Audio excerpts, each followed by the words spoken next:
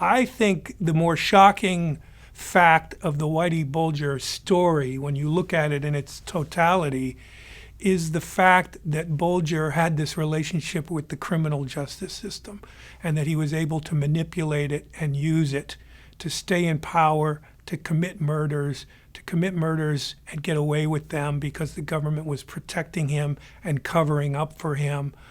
And that this was all not an unusual situation, but this was business as usual for the criminal justice system in New England. This is shocking to me, even though I've followed this story now for decades and I've written about it a lot. I write about crime in a very particular way. I write about the criminal universe of crime, organized crime, crime that is connected to the political apparatus, the business and economic apparatus, the social and cultural apparatus. This is an inexhaustible subject to me. To me, it's really about writing about how social systems work, how the system works or doesn't work, what are the consequences of it.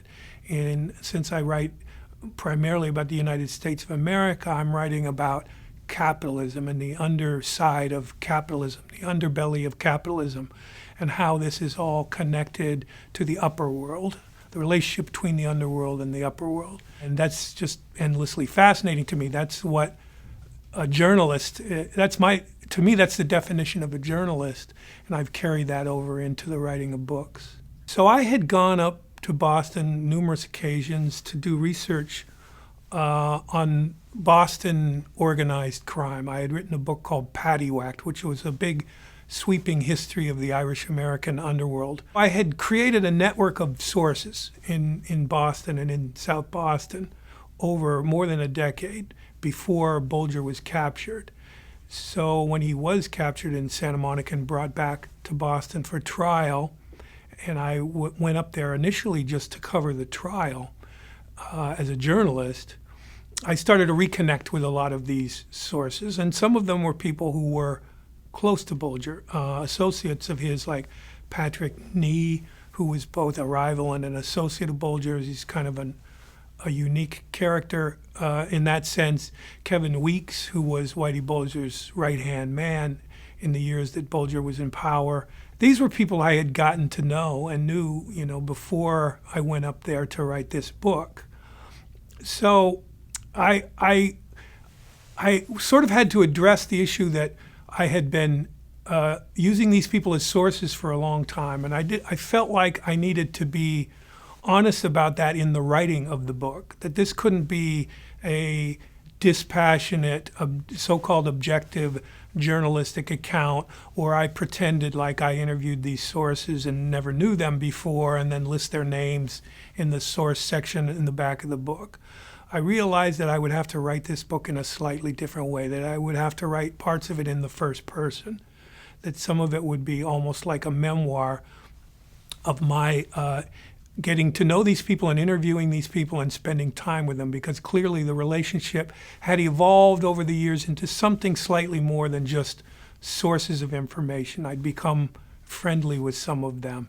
Robert Fitzpatrick had been the assistant special agent in charge of the Boston division in the 1980s. Well before the trial, a couple years before the trial, I had gone to visit him and gotten to know him a bit. And so I spoke, Fitzpatrick had an interest in having his version of the story told because it had been very frustrating to him, and he had more or less been drummed out of the FBI because of his efforts to close down Whitey Bulger or call attention to the fact that it was an unhealthy relationship with Bulger. So Fitzpatrick spoke to me for those reasons, and he spoke to me almost as an agent or as a quasi-whistleblower who had been forced out of the system. And those are really valuable sources if you can get people like that to talk to you, because that's someone who's been in the system, been a part of the system, and is now outside of the system and is able to see it in a way that they didn't see it when they were in the midst of it. So he was a really valuable source. One of the people that I interviewed a few times in the years that Bulger was on the run was his former common-law wife, Teresa Stanley, the woman he lived with for 30 years before he went on the run. And I got to know Teresa pretty well. And she was the one who first told me that Bulger used to read a lot, but that he used to sit up late at night reading the book The Westies. And she'd say, Jimmy, come to bed. And he'd be out there reading The Westies. And then later, when he went on the run and he was found in Santa Monica and they confiscated his belongings, he had a copy of Paddy Whacked, the book Paddy Whacked, which was the big history of the Irish-American gangster. And that book begins and ends with Whitey Bulger. I use Bulger as sort of a framing device in that book. So I imagine he read it. He was always interested in what was being written and said about him.